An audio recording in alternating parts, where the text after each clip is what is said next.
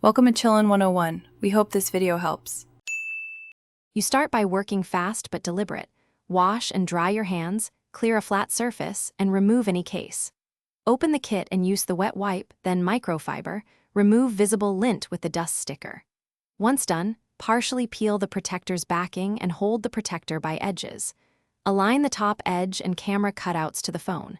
Make sure the fit lines up perfectly before you touch the adhesive. Slight repositioning is easier now than later. Once aligned, lower the protector slowly toward the screen. Use a hinge. Tape the top edge to create a pivot if you need precision. As it contacts, press the center once to bond, then push outward toward the edges to force trapped air out. For bubbles, glide a card wrapped in microfiber across the surface at a shallow angle.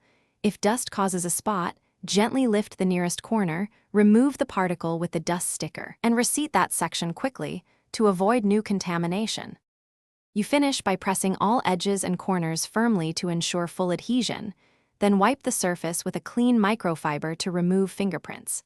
Make sure camera, speaker, and case still fit correctly and avoid heavy use for a few hours. Adhesive settles over 24 hours for best clarity.